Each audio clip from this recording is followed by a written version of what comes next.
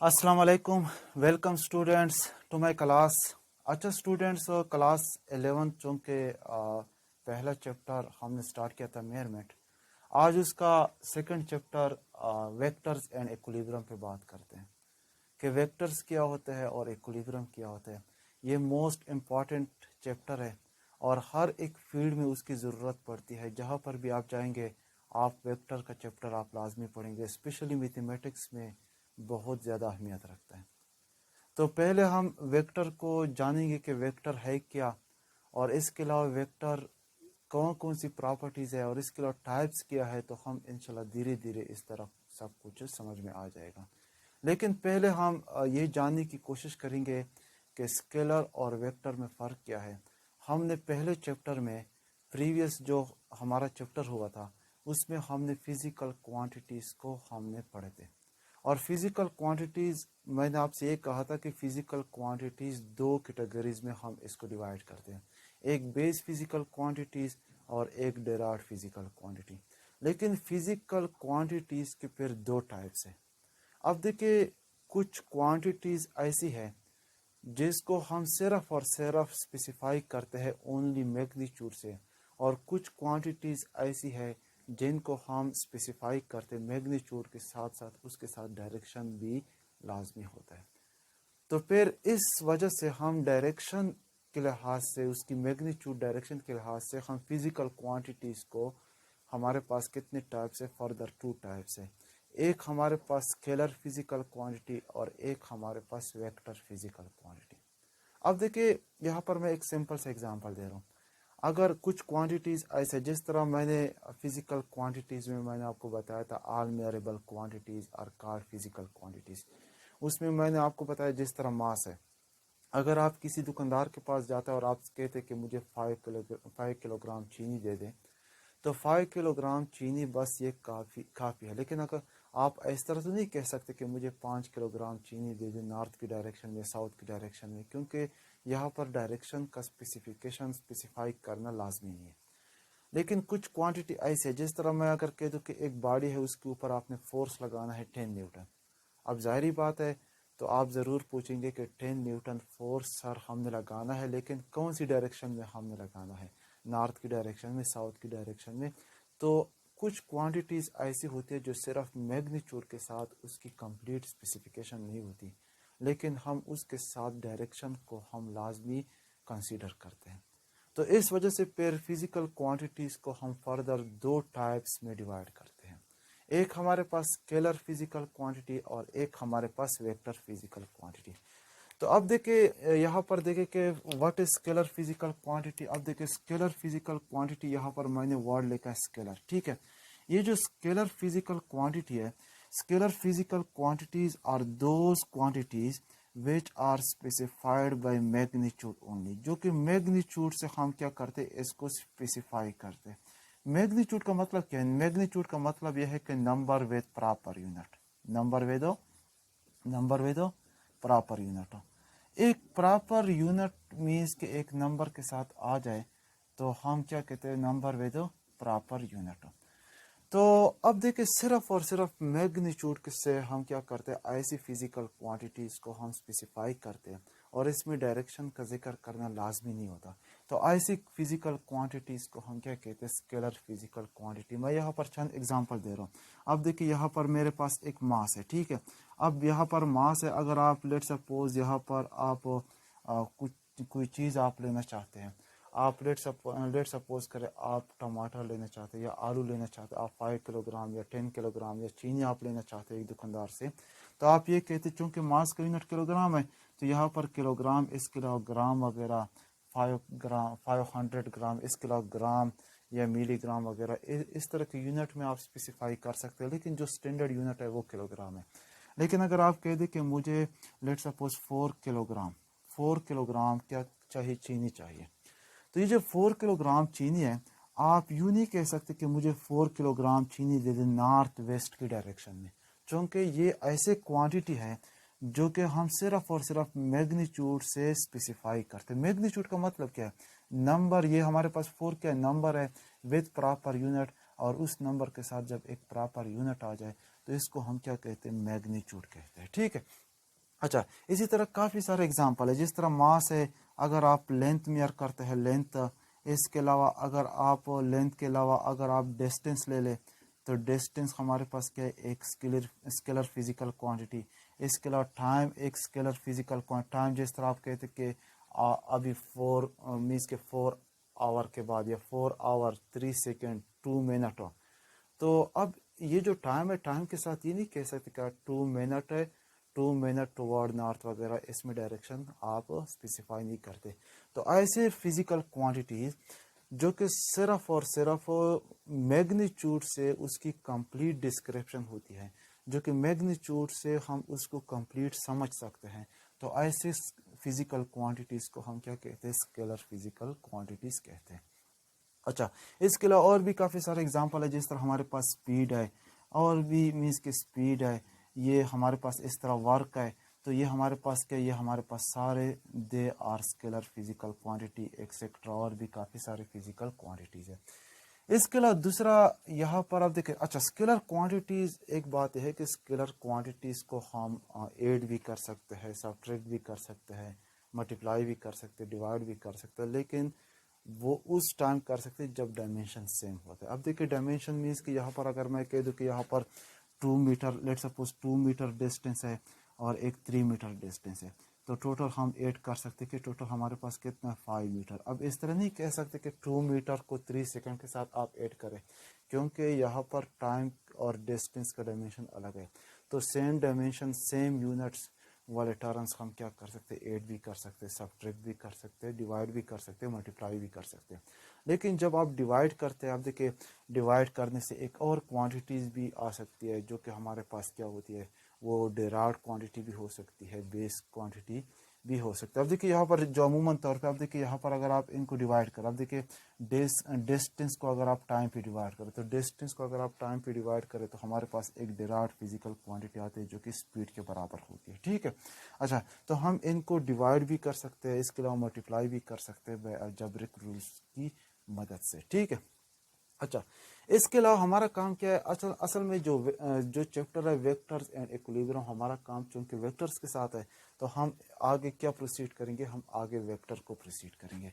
अब वेक्टर बच्चों क्या है कि वेक्टर बेसिकली हमारे पास वो फिजिकल क्वांटिटीज होती है जो कि हम क्या करते हैं, which are specified by magnitude, which are specified by magnitude as well as direction, as well as direction.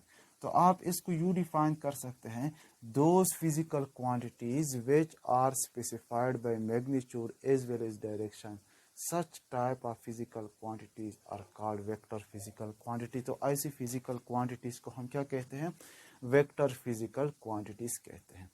अब वेक्टर फिजिकल क्वांटिटीज में अगर आप इसके यहाँ पर मैं चंद एग्जांपल दे रहा हूँ कि लेट सपोज यहाँ पर आपके पास एक एग्जांपल मैं दे रहा हूँ, let suppose force is a vector physical quantity. अब देखिए अगर एक बॉडी के ऊपर आप फोर्स लगाते हैं, लेट सपोज आपने 10 न्यूटन फोर्स आपने लगा दिया, ठीक है, या आप यूँ कह दे कि यहाँ पर एक बॉडी है, इसके ऊपर आप क्या करें, आप फोर्स लगा ले, 10 न्यूटन फोर्स लगा ले। मैं किसी से कहता हूँ कि आप 10 न्यूटन फोर्स लगा ले, तो लेकिन वो ज़रूर ये पूछेगा कि 10 न्यूटन फोर्स मैंने कहा किस डायरेक्शन में लगानी है, इस डायरेक्शन में या उस डायरेक्शन में, मतलब डायरेक्शन को विदाउट डायरेक्शन आप इसकी कंप्लीट डिस्क्रिप्शन नहीं कर सकते। तो ऐसे क्वांटिटीज़ को हम क्या कहते हैं, ऐसे क्वांटिटीज़ को वेक्टर फिजिकल क्वांटिटीज़ हम कहते हैं। इसके अलावा अगर आप देखें, इसके अलावा और भी काफ़ी सारे एग्जाम्पल है, जिस तरह एक्सेलरेशन है, इसके अलावा हमारे पास एक्सेलरेशन है, इसके अलावा हमारे पास वेलोसिटी है, ठीक है, वेलोसिटी है, इसके अलावा हमारे पास डिस्प्लेसमेंट है, displacement displacement is a vector physical quantities, ठीक है, अच्छा एक्सेट्रा। तो ये मीन्स के फिजिक्स में जितनी भी फिजिकल क्वांटिटीज़ है, जो भी फिजिकल क्वांटिटीज़ आती है, कुछ फिजिकल क्वांटिटीज़ ऐसी होती है जो बगैर डायरेक्शन के हम इसकी कंप्लीट डिस्क्रिप्शन नहीं कर सकते, उसको हम क्या कहते हैं, वेक्टर फिजिकल क्वांटिटी। इसके अलावा अगर हम बगैर डायरेक्शन के डिस्क्रिप्शन उसको कंप्लीट स्पेसिफाई कर सकते हैं, तो उनको हम क्या कहते हैं, उनको हम स्केलर फिजिकल क्वांटिटीज़ कहते हैं।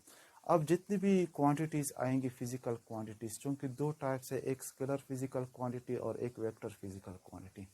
अब इन सब को जब आप जब आप नेक्स्ट आगे जाएंगे नेक्स्ट चैप्टर में, तो हम हर एक फिज़िकल, जितनी भी फिज़िकल क्वांटिटीज़ है फर्स्ट ईयर क्लास 11th में या क्लास 12th में जितनी भी आते हैं, तो हर एक टॉपिक में मैं साथ साथ बताता जाऊंगा कि ये वेक्टर क्वांटिटी है, ये स्केलर क्वांटिटी है, वेक्टर क्यों है, स्केलर क्यों है, तो हर एक के साथ इंशाल्लाह रीज़न भी दूंगा। लेकिन बात यह है कि चूँकि जब बार बार आप इन चीज़ों को पढ़ेंगे, जब इन चीज़ों को समझेंगे, जब इन चीज़ों को आप सुनेंगे, तो फिर तब जाकर आपको सही तरह से समझ आ जाएगा, फिर आपको याद भी होगा कि कौन सा क्वांटिटी स्केलर है, कौन सा क्वांटिटी वेक्टर है। लेकिन चूँकि स्टूडेंट्स लेवल पे इतना मतलब वो नहीं होता कि यहाँ पर हर एक क्वांटिटीज़ के बारे में आपको डायरेक्ट पता चल जाए, तो उसके लिए आप क्या करें, आप एक टेबल बना लें और उसी टेबल में एक साइड पे स्केलर लिख लें और एक साइड पे वेक्टर लिख लें। जो भी क्वांटिटी आप पढ़ेंगे क्लास में, तो उसी क्वांटिटीज़ को आप लिखते जाए कि ये स्केलर है या वेक्टर है, तो आपके पास एक कंप्लीट टेबल आ जाएगा। और उसी टेबल की मदद से, उसी टेबल से फिर आपको क्या होगा, फिर आपको अच्छी तरह से याद होगा कि कौन से क्वांटिटी स्केलर है, कौन से क्वांटिटी वेक्टर है। ठीक है। अच्छा, अब वेक्टर को हम सिंपल तरीके से हम क्या कर सकते हैं, ऐड भी कर सकते हैं, सब्ट्रैक्ट भी कर सकते हैं, लेकिन वो आगे जाके हम इसी चैप्टर में इन चीज़ों को हम पढ़ेंगे कि एडिशन ऑफ वेक्टर किस तरह होता है, addition of vector by head to tail rule किस तरह होता है, फिर उसके हम कंपोनेंट बनाते हैं, हम इसको रिजॉल्व करते हैं, रिजोल्यूशन ऑफ वेक्टर, फिर हम addition of vector by rectangular component of method, इसके अलावा फिर उसके अलावा हम मल्टीप्लाई भी कर सकते हैं। इसके अलावा हम मल्टीप्लाई, दो वेक्टर को हम किस तरह मल्टीप्लाई करते हैं, या एक वेक्टर के साथ हम एक स्केलर नंबर को भी मल्टीप्लाई कर सकते हैं। ठीक है, वो हम चैप्टर में साथ साथ पढ़ेंगे। इस तरह दो वेक्टर को भी मल्टीप्लाई कर सकते हैं।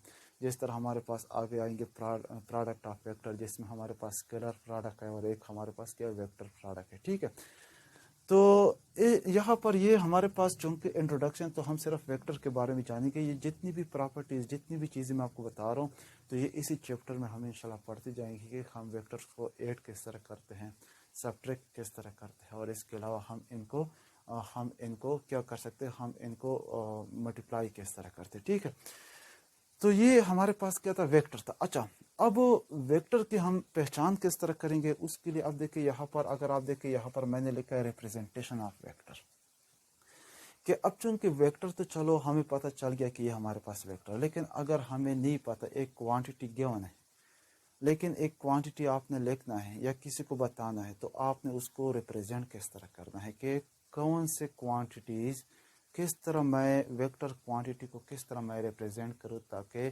ताकि सुनने वाले और देखने वाले सही तरह से समझ सके कि ये हमारे पास एक वेक्टर फिजिकल क्वांटिटी है। ठीक है, अब यहाँ पर मैं कहता हूँ representation of vector. Representation of vector अगर आप देखें, तो रिप्रेजेंटेशन ऑफ वेक्टर में अगर आप वैसे देख लो, यहाँ पर हमारे पास क्या है, इसके दो तरीके हैं। एक वेक्टर को रिप्रेजेंट करने के लिए, एक हमारे पास, अगर आप पहला मेथड देख लो, पहला मेथड हमारे पास क्या है, सिंबॉलिक रिप्रेजेंटेशन। अब सिंबॉलिक रिप्रेजेंटेशन क्या होता है, सिंबॉलिक रिप्रेजेंटेशन में हम वेक्टर को रिप्रेजेंट करते हैं बाय सिंबल। एक सिंबल की मदद से हम क्या करते हैं, एक सिंबल की मदद से हम इसको रिप्रेजेंट करते हैं, और इसको थ्योरेटिकल रिप्रेजेंटेशन भी हम कहते हैं। ठीक है, तो सिंबल की मदद से हम क्या करते हैं, यहाँ पर इन symbolic representation vector is represented by a bold face letter, bold face letter. अब ये जो हमारे पास बोल्ड फेस लेटर, अब ये हमारे पास कैपिटल भी हो सकता है, इसके अलावा कैपिटल आर स्मॉल भी हो सकता है लेटर। ठीक है, अब जिस तरह हमारे पास फोर्स है, फोर्स हमारे पास क्या कैपिटल है। अब इसको क्या करें, थोड़ा सा बोल्ड करते हैं। बोल्ड मीन्स कि यहाँ पर मार्कर को आप क्या करें, दो दफ़ा आप इसके ऊपर क्या करें, यहाँ पर लेकर थोड़ा सा इसको बोल्ड करें। या आप एक्सेलरेशन, एक्सेलरेशन का सिंबल हम सिंपल स्मॉल लेटर में हम लिखते हैं, ए से हम लिखते हैं। अब यहाँ पर ऐसे पता नहीं चलता कि ये स्केलर है या वेक्टर है, लेकिन जब हम इसको बोल्ड करेंगे, थोड़ा सा आप इसको मार्कर को दोबारा यहाँ पे घुमाएं, तो फिर तब जाके थोड़ा सा बोल्ड होगा। तो इसी तरह हम क्या कर सकते हैं कि बोल्ड फेस लेटर, हम लेटर को क्या करते हैं, जो वेक्टर क्वांटिटीज़ है उनकी जो सिंबल है उनको थोड़ा सा हम बोल्ड करते हैं। जिस तरह हमारे पास वेलोसिटी है, अब वेलोसिटी अगर आप सिंपल इस तरह लिखेंगे, तो इसका मतलब ये हुआ कि तो हमारे पास स्पीड है, क्योंकि स्पीड भी हम v से रिप्रेजेंट करते हैं। लेकिन जब आप इसको थोड़ा सा बोल्ड करेंगे, और बोल्ड करने के बाद फिर तब जाके आप क्या करेंगे, आपको समझ आ जाएगा कि ये हमारे पास क्या वेलोसिटी है। इस तरह डिस्प्लेसमेंट, डिस्प्लेसमेंट को हम डी से भी रिप्रेजेंट करते हैं। इसके अलावा एस से भी रिप्रेजेंट करते हैं। अगर आप सिंपल डी से या एस से रिप्रेजेंट करेंगे ये डिस्टेंस भी हो सकता है, एस से रिप्रेजेंट करेंगे ये डिस्टेंस भी हो सकता है। लेकिन जब हम इसको थोड़ा सा बोल्ड करेंगे तो फिर तब जाके हमें सही तरह से समझ आ जाएगा ये हमारे पास कौन सी क्वांटिटीज़ है, वेक्टर फिजिकल क्वांटिटीज़ है। अच्छा, इसके अलावा सेकंड नंबर पे हम क्या करते हैं, सेकंड नंबर पे एक तो बोल्ड फेस लेटर है, दूसरी बात यह है कि यहाँ पर हम क्या करते हैं, arrow arrow above above or below the letter, arrow above or below the letter। अब जो लेटर है उसके ऊपर हम क्या करते हैं, एरो डालते हैं। अब एरो डालते हैं अमूमन तौर पे, चूँकि जब भी हम क्वांटिटीज़ पढ़ते हैं तो उसके ऊपर हम एरो above डालते हैं, लेकिन बिलो भी आप डाल सकते हैं। तो यहाँ पर अमूमन तौर पे हम क्या करते हैं, इसके ऊपर हम एरो डालते हैं। जिस तरह हमारे पास फोर्स है, अब फोर्स के ऊपर आप क्या करते हैं, फोर्स के ऊपर आप एरो डाल दें तो इजीली आपको समझ में आ जाएगा कि ये वेक्टर फिजिकल क्वांटिटी है जो कि हमने सिंबल से रिप्रेजेंट किया। बेशक आप इसको बोल्ड ना करें, लेकिन जब आप वेक्टर डालेंगे तो ये वेक्टर क्वांटिटी, इससे अंदाज़ा हो जाएगा कि ये वेक्टर क्वांटिटी है। ठीक है, एक्सेलरेशन। इसके अलावा अब देखिए वेलोसिटी, अगर आप सिंपल इस तरह लिखेंगे तो ये स्पीड होगा, लेकिन जब आप इसके ऊपर वेक्टर डालेंगे तो फिर हमारे पास क्या बन जाएगा, ये हमारे पास वेलोसिटी बन जाएगी। इसी तरह हमारे पास क्या है, अगर आप डिस्प्लेसमेंट देख लो, डिस्प्लेसमेंट, अब देखिए डिस्प्लेसमेंट आप क्या करें, आप इसके ऊपर वेक्टर डालते जाए। ठीक है, तो ये हमारे पास क्या सिंबॉलिक रिप्रेजेंटेशन। अच्छा स्टूडेंट्स, ग्राफिकल रिप्रेजेंटेशन में हम क्या करते हैं कि ग्राफिकल रिप्रेजेंटेशन में जब भी हम एक वेक्टर को ग्राफिकल तरीके से हम जब इसको ड्रा करते हैं, हम इसको रिप्रेजेंट करते हैं, एक तो हम क्या करते हैं, एक तो हम सिंपल हम क्या करते हैं, एरो से हम इसको ड्रा करते हैं according to the direction of given vector, और उसका जो मैग्नीट्यूड, अब देखिए लेट सपोज यहाँ पर मैंने एक वेक्टर ड्रा किया। ठीक है, अब ये मेरे पास लेट सपोज फोर्स है, अब फोर्स है, या आपके पास डिस्प्लेसमेंट है, लेट सपोज डिस्प्लेसमेंट है आपके पास कितना है, 10 मीटर है। ठीक है, तो अब देखिए 10 मीटर डिस्प्लेसमेंट किस डायरेक्शन में है, तो उसी डायरेक्शन में हम क्या करते हैं, एक एरो की मदद से उस वेक्टर को ड्रा करते हैं। लेकिन जो वेक्टर क्वांटिटीज़ का जो मैग्नीट्यूड है और उस मैग्नीट्यूड के बराबर हम उसका लेंथ ड्रा करते हैं। ठीक है, अब हम इसको किस तरह ड्रा करते हैं, हमें किस तरह पता चल जाता है कि ये 10 मीटर है, या 10 मीटर को हम बोर्ड पे किस तरह ड्रा करेंगे, क्योंकि 10 मीटर तो काफ़ी सारा मीन्स के जो किलोमीटर है या मीटर, मतलब काफ़ी सारा फासला होता है, तो हम इसको बोर्ड पे किस तरह ड्रा करेंगे। अब देखिए इसके लिए हम क्या करते हैं, इसके लिए हमारे पास 4 तरीके। अब देखिए अगर एक वेक्टर क्वांटिटी, लेट सपोज यहाँ पर एक वेक्टर क्वांटिटी आपको गिवन है और आपसे ये कहा जा रहा है कि लेट सपोज आपके पास डिस्प्लेसमेंट है, और इस डिस्प्लेसमेंट को आपने क्या करना है, डिस्प्लेसमेंट चूँकि एक वेक्टर क्वांटिटी है, और इस डिस्प्लेसमेंट को आपने क्या करना है 10 मीटर डिस्प्लेसमेंट ड्रा करना है नॉर्थ ऑफ ईस्ट। ठीक है, नॉर्थ ऑफ ईस्ट, तो नॉर्थ या नॉर्थ ऑफ ईस्ट। ठीक है, तो अब देखिए यहाँ पर ये आपने वेक्टर ड्रा करना है, चूंकि यहाँ पर डायरेक्शन का जिक्र मैंने लाजमी करना है क्योंकि ये एक वेक्टर क्वांटिटी है। ठीक है, अच्छा अब यहाँ पर देखिए कि इसके लिए आपने क्या करना है, यहाँ पर कुछ रूल्स है, और इस रूल्स की मदद से पहली बात यह है कि यहाँ पर आपने क्या करना है, आपने ड्रा स्केल, क्योंकि यहाँ पर 10 मीटर 1 मीटर, अब देखिए यहाँ पर 1 मीटर में 100 सेंटीमीटर होते हैं।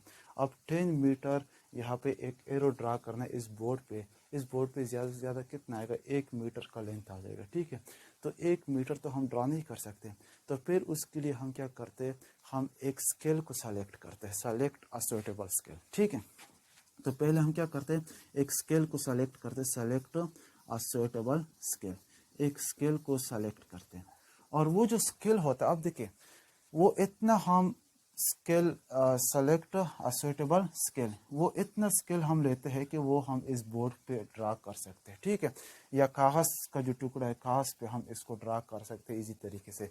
अगर हम इज्यूम करें कि 2 मीटर का जो फासला है वो हमारे पास, हम लेट करते हैं कि लेट 2 मीटर का जो फासला है वो हमारे पास कितना है, वो 1 सेंटीमीटर के बराबर है। तो इसका मतलब कि 4 मीटर का फासला कितना होगा, वो 2 सेंटीमीटर होगा। इसी तरह आपके पास 10 मीटर का फासला कितना होगा, वो आपके पास 5 सेंटीमीटर होगा। ठीक है, ये आपने स्केल लिया। फिर उसके बाद सेकंड नंबर पे आपने क्या करना है, आपने सेकंड नंबर पे आपने draw a map, draw a map. आपने एक मैप ड्रा करना है। मैप कौन सा मैप? न्यूज़। यहाँ पर न्यूज़ से मुराद यह है कि यहाँ पर नॉर्थ, ईस्ट, वेस्ट, साउथ। तो यहाँ पर पहले आपने डायरेक्शन को आपने स्पेसिफाई करना है। डायरेक्शन आप देखिए हमेशा जब भी आप किसी कागज पे बोर्ड पे आप मैप ड्रा करते हैं हमेशा नॉर्थ ऊपर होता है, नॉर्थ, साउथ, और जो ईस्ट होता है वो आपके राइट साइड पे होगा और जो वेस्ट होगा वो आपके लेफ्ट साइड पे होगा। अब देखिए डायरेक्शन का भी पता चल गया आपको कि डायरेक्शन मैंने यहाँ पे मैंने डायरेक्शन ड्रा किया कि ईस्ट किस डायरेक्शन में है, नॉर्थ किस डायरेक्शन में है, साउथ किस डायरेक्शन में है। तो उसी डायरेक्शन की मदद से आप अब इजीली आप वेक्टर को ड्रा कर सकते हैं। ठीक है, फिर थर्ड नंबर पे आपने क्या करना है? थर्ड नंबर पे आपको जो डायरेक्शन गिवन है, north of east direction given है, तो इसी डायरेक्शन के अलोंग आपने क्या करना है? लाइन को ड्रा करना है। तो यहाँ पर आप देखिए draw a line, draw a line according to the according to the given direction. जो डायरेक्शन आपको गिवन है, गिवन डायरेक्शन के मुताबिक आपने क्या करना है? गिवन डायरेक्शन के मुताबिक आपने क्या करना है? आपने लाइन को ड्रा करना है। अब गिवन डायरेक्शन कौन सा है? नॉर्थ ऑफ ईस्ट है, तो ये नॉर्थ है और ये हमारे पास क्या है? ईस्ट है, तो ये वाला डायरेक्शन होगा। तो जब ये वाला डायरेक्शन होगा तो आप क्या करेंगे? आप यहाँ पे एक वेक्टर आप ड्रा करेंगे। ठीक है, तो लेट सपोज ये मेरे पास नॉर्थ ऑफ ईस्ट ये डायरेक्शन आ गया। ठीक है, तो अब देखिए draw a line according to the given direction. Given direction के मुताबिक आपने क्या करना है? आपने सिर्फ लाइन को ड्रा करना है, सारी एरो आपने डालने दी है। ठीक है, तो जब आप लाइन को ड्रा करेंगे फिर उसके बाद फोर्थ नंबर पे आपने क्या करना है? फोर्थ नंबर पे आपने ये करना है कट द लाइन। जो लाइन आपने ड्रा किया, cut the line according to the according to the according according to the given scale, according to the given scale. Given scale के मुताबिक आप क्या करें? आप इस लाइन को कट करें। गिवन स्केल कौन सा? आप देखिए यहाँ पर ये जो स्केल मैंने लिया था कि 2 मीटर 1 सेंटीमीटर, अब 10 मीटर किसके बराबर है? 5 सेंटीमीटर। तो यहाँ पर आप देखिए एक स्केल की मदद से मैं इस लाइन को 5 सेंटीमीटर तक इसको, अब देखिए 5 सेंटीमीटर के फासले पे इसको क्या करूँगा? कट करूँगा। लेट सपोज यहाँ तक फासला जो है, लेट सपोज ये 5 सेंटीमीटर है। ठीक है, तो जब 5 सेंटीमीटर, अब देखिए 5 सेंटीमीटर पे मैंने इस लाइन को कट किया, तो अब देखिए ये जो 5 सेंटीमीटर है, अब इससे मैं ये अंदाज़ा लगा सकता हूँ कि ये जो 5 सेंटीमीटर लाइन है किसके बराबर है? ये 10 मीटर के बराबर है, क्योंकि यहाँ पर मैंने स्केल को सपोज किया कि अगर मैं एक कागज़ पे या बोर्ड पे अगर 2 मीटर का फासला ड्रा करूँगा तो ये मेरे 1 सेंटीमीटर का फासला अगर ड्रा करूँगा तो ये मेरे पास 2 मीटर होगा। इसी तरह अगर 5 सेंटीमीटर का फासला ड्रा करूँगा तो ये हमारे पास क्या होगा? ये डिस्प्लेसमेंट 10 मीटर होगा। ठीक है, अब देखिए ये मेरे पास क्या है? ये स्केल के मुताबिक cut the line according to the given scale. जो स्केल है उस स्केल के मुताबिक आप क्या करें? आप लाइन को आप लाइन को क्या करें? कट करें। फिफ्थ नंबर पे हमने क्या करना है? फिफ्थ नंबर पे आपने क्या करना है? Draw an arrow, draw an arrow, draw an arrow according to the given direction. जो डायरेक्शन गिवन है along the given direction, along the given direction, जो डायरेक्शन आपको गिवन है उसी डायरेक्शन के अलोंग आपने क्या करना है? Draw an arrow. अब देखिए डायरेक्शन कौन सा है? नॉर्थ ऑफ ईस्ट है, तो नॉर्थ ऑफ ईस्ट यहाँ पर आपने क्या करना है? लास्ट पे यहाँ पे आपने एरो ड्रा करना है। Draw an arrow along the given direction. जो डायरेक्शन गिवन है उस डायरेक्शन के अलोंग आपने क्या करना है? आपने एरो ड्रा करना है। तो ये हमारे पास अब देखिए एक रिक्वायर्ड वेक्टर आ गया। तो ये हमने एक वेक्टर को ड्रा किया, ग्राफिकल तरीके से हमने इसको ड्रा किया। तो ग्राफिकल तरीके से जब हम एक वेक्टर को ड्रा करते हैं तो हम एक सिंपल लाइन और उसके हेड पे हम क्या करते हैं? एक एरो डालते हैं। जो डायरेक्शन आपको गिवन होता है उसी डायरेक्शन के अलोंग हम क्या करते हैं? हम यहाँ पर एक एरो डालते हैं। ठीक है, अब देखिए यहाँ पर इस वेक्टर के दो पॉइंट्स है। एक हमारे पास स्टार्टिंग पॉइंट है। ठीक है, इस पॉइंट को हम क्या कहते हैं? इस पॉइंट को हम स्टार्टिंग पॉइंट और इस पॉइंट को हम क्या कहते हैं? इस पॉइंट को हम एंडिंग पॉइंट। ठीक है, तो ये एक हमारे पास एक एंडिंग पॉइंट है और एक हमारे पास स्टार्टिंग पॉइंट है। जो स्टार्टिंग पॉइंट है, स्टार्टिंग पॉइंट को हम क्या करते हैं? Tail of the vector, tail of the vector. और इसके अलावा जो हमारे पास एंडिंग पॉइंट है, एंडिंग पॉइंट को हम क्या कहते हैं, हेड ऑफ द वेक्टर। ठीक है, हेड ऑफ द वेक्टर। तो ये हमारे पास, अब देखिए ये हमारे पास क्या आ गया 6 नंबर पे रिक्वायर्ड, हमारे पास क्या आ गया रिक्वायर्ड ग्राफिकल वेक्टर। हमने क्या किया, हमने एक वेक्टर को ड्रा किया। ठीक है, तो ये हमारे पास एक ग्राफिकल वे था और उस ग्राफिकल वेस की मदद से हम एक वेक्टर को किस तरह ड्रा करते हैं। हम एक सिंपल तरीके से हम यूँ भी कह सकते हैं कि ग्राफिकल तरीके से हम क्या करते हैं, वेक्टर को ड्रा करते by a line and draw an arrow on its head. उसके हेड के ऊपर हम क्या करते हैं, एरो डालते हैं। हम इस तरीके से हम ड्रा कर सकते हैं। लेकिन जब आपको मैग्नीट्यूड ज़्यादा गिवन है, जिस तरह डिस्प्लेसमेंट है 10 किलोमीटर है, अब 10 किलोमीटर तो आप ड्रा नहीं कर सकते, तो उसके लिए आपने स्केल को आपने सेलेक्ट करना है और फिर आपने यहाँ पर आपने मैप ड्रा करना है, न्यूज़ वगैरह, और फिर उसके बाद आपने लास्ट पे क्या करना है, आपने लाइन ड्रा करना है और 4th नंबर पे आपने क्या करना है, उस लाइन को आपने कट करना है according to the given scale, और फिर उसके बाद आपने लास्ट पे आपने एरो डालनी है अलोंग द गिवन डायरेक्शन। तो ये आपके पास एक वेक्टर आ जाएगा जिसका एक एंडिंग पॉइंट होगा और एक starting point. Starting point is called tail of the vector and ending point is called head of the vector. इसी तरह और भी आप देखिए फोर्स है, अगर आपके पास फोर्स है 10 न्यूटन है, अब 10 न्यूटन तो मेरे पास स्केल है नहीं कि मैं 10 न्यूटन ड्रा करूँ, क्योंकि अगर लंबाई मैंने किसी भी वेक्टर की नापनी है तो या तो मीटर सेंटीमीटर में होगा, तो उसके लिए मैंने एक स्केल को कंसीडर करना है कि 10 न्यूटन मैं किस तरह ड्रा करूँगा। तो उसके लिए अब देखिए 10 न्यूटन फोर्स है अलोंग द नॉर्थ। ठीक है, तो 10 न्यूटन को मैं लेट करूँगा कि लेट सपोज 5 न्यूटन जो है वो 1 सेंटीमीटर के बराबर है। ठीक है, अब 10 न्यूटन किसके बराबर होगा, वो 2 सेंटीमीटर के बराबर होगा। तो जब मैं 2 सेंटीमीटर लाइन ड्रा करूंगा तो वो हमारे पास किसके इक्वल होगा, 10 न्यूटन के इक्वल हो जाएगा। तो ये तो हमारे पास रिप्रेजेंटेशन ऑफ वेक्टर। वेक्टर है क्या, हम इसको रिप्रेजेंट किस तरह करते हैं। फिर इंशाल्लाह नेक्स्ट जो हमारा लेक्चर होगा कि वेक्टर, अब देखिए इसके बाद जितनी भी लेक्चर्स है, सिर्फ एक लेक्चर तो नहीं होगा, लेकिन जितनी भी लेक्चर है उसमें हम टाइप्स ऑफ वेक्टर पढ़ेंगे। इसके अलावा वेक्टर्स की प्रॉपर्टी पढ़ेंगे कि वेक्टर की प्रॉपर्टीज़ क्या, हम इसको ऐड किस तरह करते हैं, सब्ट्रैक्ट किस तरह करते हैं, इसके अलावा मल्टीप्लाई किस तरह करते हैं। इसके अलावा आगे जाके हम डिफरेंट प्रॉपर्टीज़ वगैरह हम इसको डिस्कस करेंगे। ठीक है, तो थैंक यू, वीडियो देखने का बहुत बहुत शुक्रिया। कोई सवाल आपके जहन में तो आप ज़रूर पूछ सकते हैं, आप कमेंट्स करें, आप लाइक्स करें, शेयर करें। थैंक यू, वीडियो देखने का बहुत बहुत शुक्रिया। Bundle of thanks.